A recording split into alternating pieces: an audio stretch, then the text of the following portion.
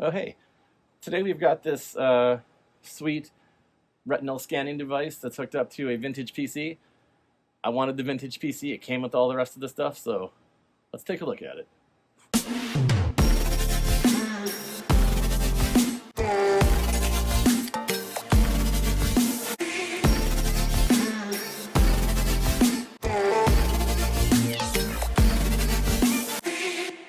All right, so the backstory on this one is I saw an ad on Facebook Marketplace. Somebody was selling a retinal scanning device that they had purchased from the UW Swap Shop, which is the University of Wisconsin surplus sales arm or outlet.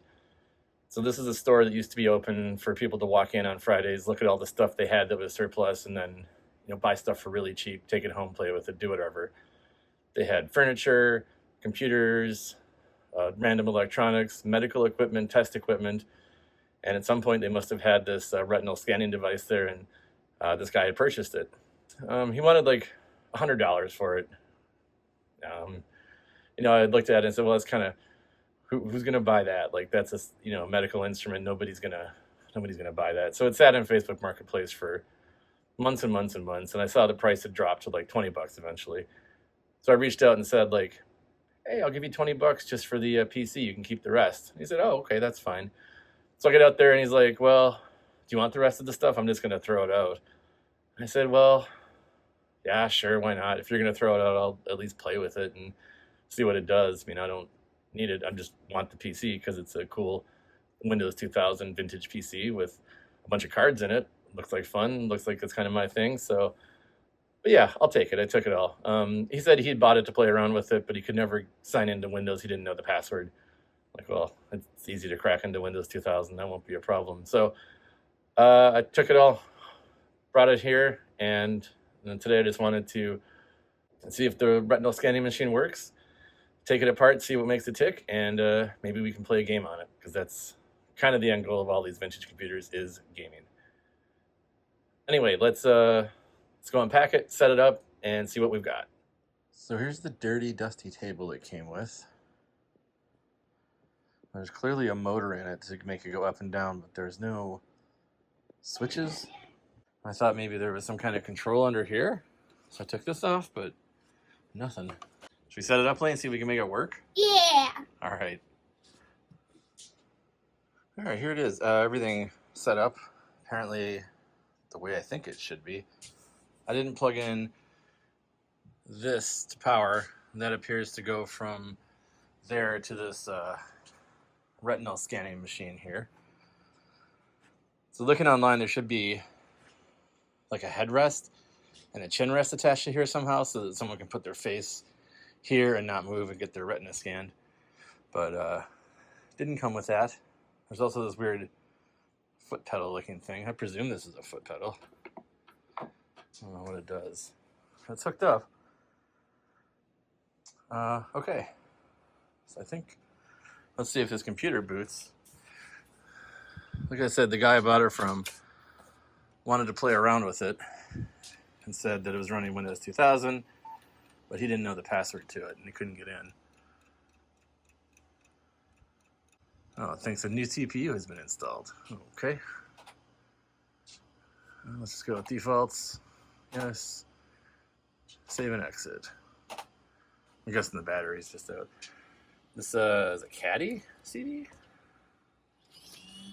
It is. Oh no, this is a Sony magnetic optical disc, 4.1 gigabytes. Okay. Well, I hope there's no patient data on there. Let's go ahead and put that back in. Surely there's not going to be patient data, right? All right. System completed. Power on self-test. Computer now booting from operating system. Okay. Cool. Yeah, it's reading that magnetic optical disc again. That's pretty cool. But yeah, it is Windows 2000. Yeah, I wonder what something like this would go for. So, wants us to sign in. Lane, what do you think the password might be? A? Just the letter A? No, 8. 8. It has an 8 in it, maybe? keyboard works. Well, at least numlock works. But we gotta... there we go. Now log on to the ophthalmology department. It's interesting. What else do we have? Kaufman Cart PC, this computer.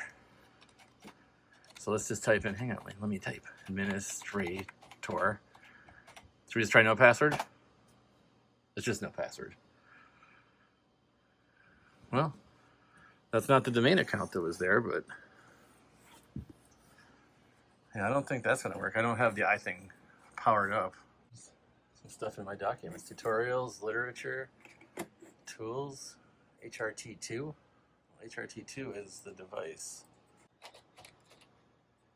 Searching for something. There's an E2E file. That's the manual for it. Huh. What do you think, Lane? Should we power up this class 1 laser and point it at our eye and see what happens? No, not my eye. Nope, I'm good. Okay. I'm a little scared to turn it on, but I think You're it'll not be fine. turning it. You're not putting it in your eye. How about my bad eye? No. You need your eye. Okay, not my eye. This eye. Oh, we can test it on that eye? Mm-hmm. Okay. But it has to point straight down. It can't go sideways. All Well, right. Let's see what's on that magnetic optical disc. So I presume that's removable D. Oh, device IO error. That's too bad. I need to get a power strip anyway to plug in the ocular retinal scanner thing. Didn't have enough outlets on here. Still have no idea how this table would go up and down. But let me get a power strip and we'll plug it in and see what happens. All right, so this is the box that outputs to this thing. Is this foot pedal going to do anything now? No.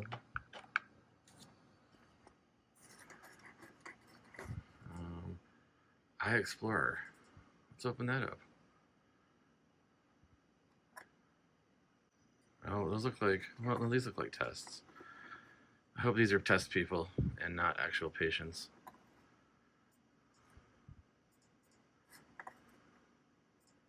Of course, we're going to look at it. So I guess that's what the output would look like. I don't know what any of this stuff means. Well, it's not true. I know what corrective lenses are. I know what contacts and glasses are. Stigmatic lens. I don't know what that is, I guess. Okay. Something's making sound. Is it this thing? It is this thing. Camera reset procedure not successfully completed. Still making sound.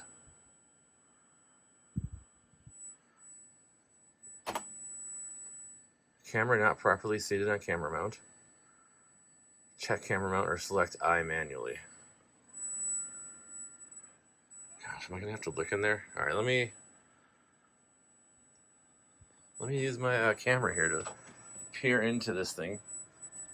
See what's happening. Yeah, it definitely looks like a laser of some type.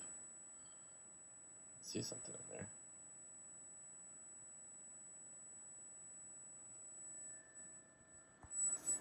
Oh, that's super interesting. If I put my hand in front, does that do anything? Well, I can feel the whole thing's like pulsing.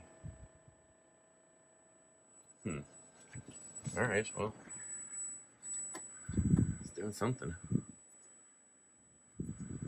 right, let's go with that. Options. Go. Stop making noise. Oh. Now it's making noise. I think it really wants an eye, and I don't really want to put my eye in front of it.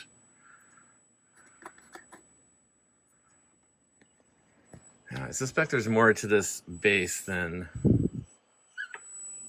was included with this. I mean, obviously it's missing the headrest and the chin rest, but I don't know how it would be able to control any of these other electronics here. I don't think any, or not electronics, but manual drivey things. It's all very interesting. I'm not an ophthalmologist or an optometrist, or I'm not sure what type of doctor would be using these things, but not me. All right, well, now that we've explored this thing through the software and found that I guess it seems to work, though I'm still not putting my eye in front of it, let's take the hardware apart and see what's inside. There's a couple of interesting cards around back where this thing plugs into. Multiple cards there at the bottom. Both of those are running into this protected cable here with some rust on it that goes up to the scanner. Anyway, let's get this thing over on a desk and rip it open and see what makes it tick. All right, so here's our machine. The first thing that I see on the back here is a hardware key. I think it's screwed in. So this is a Mark's crypto box. So I presume that the software won't function with this. A lot of expensive, high-end, I guess medical software has a requirement where you need this hardware key in order to make it run. These were pretty prevalent in like the mid to late 90s for a lot of things. Yeah, so I presume if we take this off and run the system, then it won't work. It should just be a simple pass-through too, so you could hook a printer up to it and have this in place. But that's probably a critical piece of operational equipment for this system. So this is just a standard beige box PC, nothing special about the case, nothing special about anything here, I don't think, other than the cards that are installed. That's kind of what I'm curious to see. So going from the top to the bottom, up here we have a video card with just VGA. Below that we have a modem. Below that we have a serial card, it looks like, or not serial, a SCSI card, which is hooked up to the magnetic optical drive, the MO drive up at the top here that we saw before. Below that's a blank space. Then we have a network card, and then we have the two cards that the ocular scanner plugs into. So the things I'm most interested in here are those two cards, of course, the SCSI card and the magnetic optical drive. So let's start at the bottom. Let's pull these two cards out and see anything unique about them, see what they might be. I mean, they have both custom interfaces on them, so I don't think either of them are going to be standard anything cards. All right, so here we have the top card. It's got a 3-row E connector on it, an LSI chip, some data translation chips, Connexin chip. That's interesting. Yeah, nothing on here, no markings. There's I guess a serial number sticker, 00584-597, but no manufacturer information, no part number. So if you came across this card in the wild, you would have probably no idea what it was used for.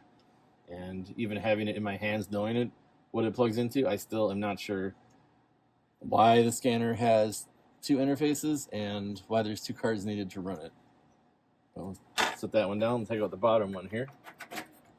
This one has a large 2-row connector. And it's actually pretty bare. It's got a lot of spots on the board here where there could be chips, but those aren't populated. And it has a PIX technology chip on it, as well as an NEC chip. So it looks like the NEC chip has some direct pins going right out to the connector. Absolutely nothing on the back.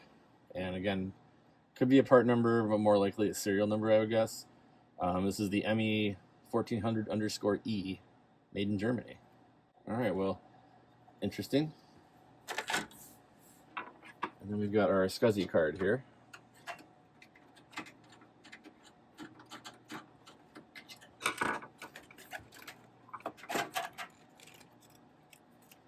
So this is a standard Adaptec card. This is just an off-the-shelf part that was installed in the system. It's got the standard 50-pin SCSI as well as the ultra-wide SCSI.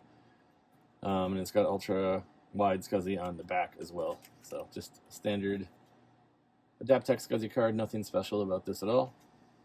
Part number 1TJ3093. All right, and then we have the video card, which is an ATI Rage 128. I can see the silk screen on the back of that. So again, pretty standard. Not super exciting video card, but I think the Rage 128 is probably pretty old at the point of this machine being released. I think they were more popular a few years prior to that, but I guess I can't quite remember that. Anyway, it's just a basic AGP card, nothing special about that. And then we have our modem and our network card. It's not a Win modem, it's a full-featured modem, so you wouldn't necessarily need Windows to run it, but you could.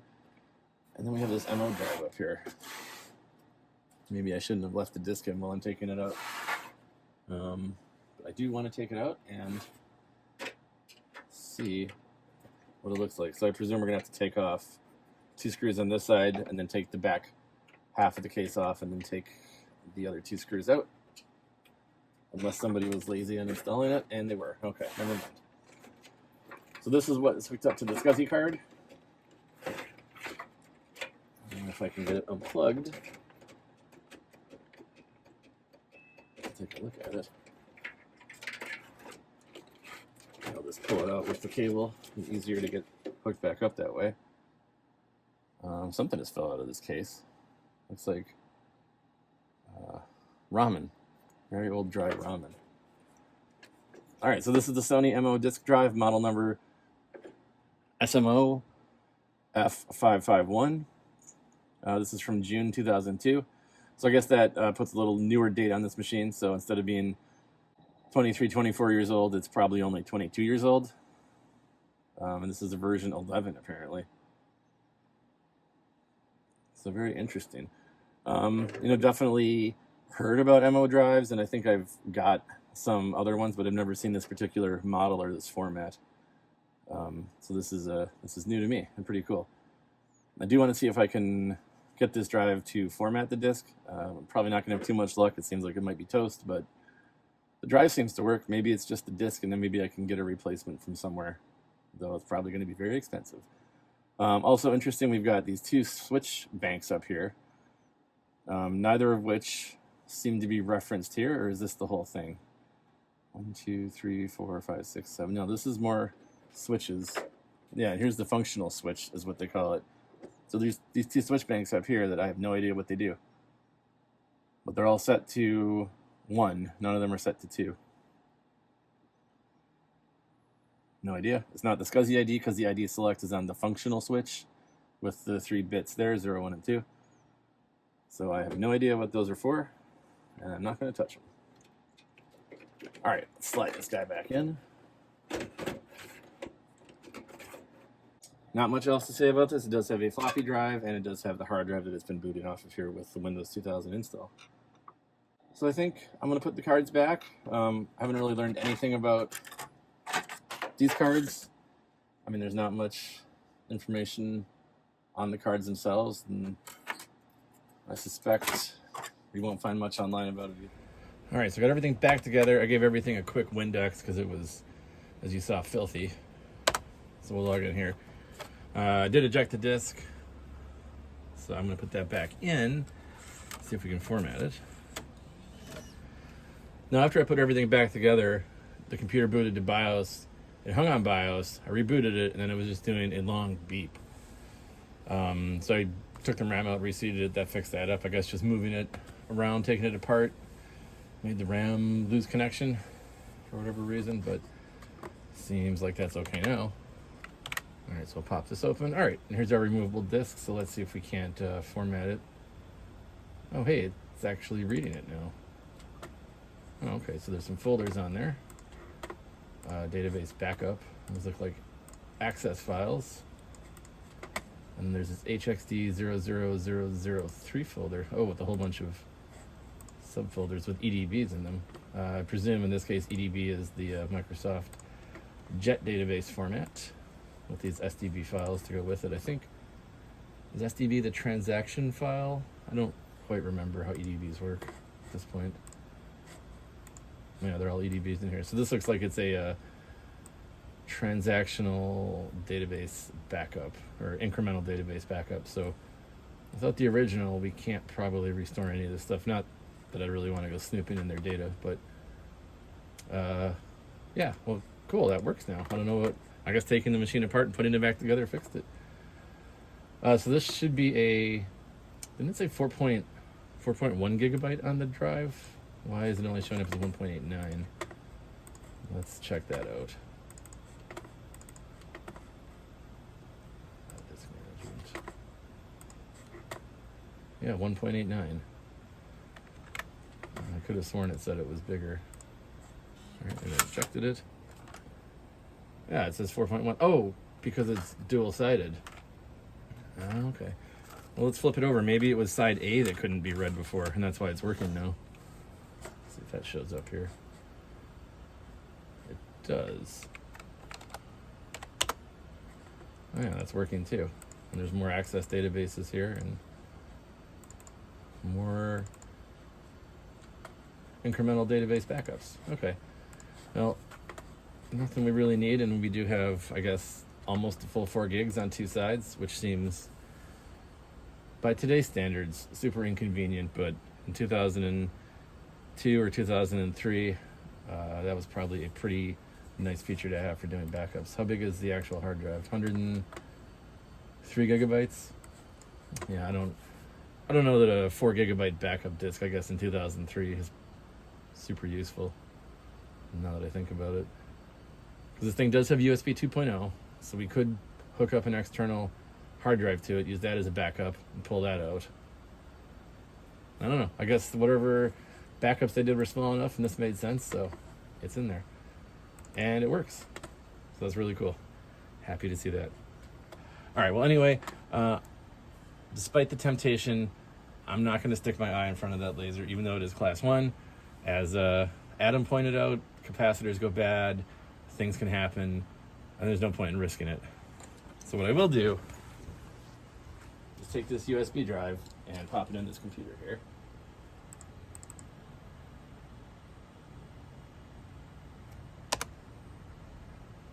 Alright, so like with any video on this channel, the whole reason we have vintage systems is to play vintage games. So I've got Grand Theft Auto, the original, loaded up here. Let's go ahead and give it a quick try.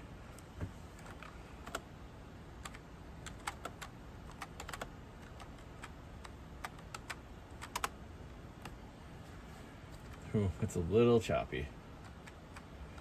That ATI Rage 128 is not doing us any favors in here.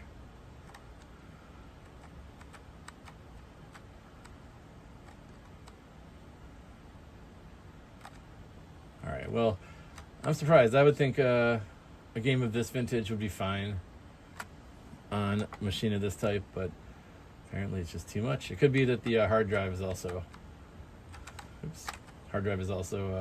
slowing us down a little bit as it's loading textures in. But hey, we got some gaming done on a vintage ocular scanning system from approximately 2002. All right, so there you have it. We took apart this cool old optometry device. Figured out some things about it. Didn't really figure out how it all connects with this other than the 2 cards. And seems all very custom, very unlabeled, and let's say very German. But it was cool messing around with. It was nice to see this thing actually still works. Though, of course, we didn't try it out with my eyes, and we didn't try it out with Lane's eyes. So the amount of working that it does will be untested. We couldn't figure out how to make the desk go up and down. It's got to have some way to do it, and maybe someday I'll figure it out. Because I thought it would be a really cool standing sitting desk, because it's got a motor, it goes up and down, it's got a power out. Anyway, doesn't matter.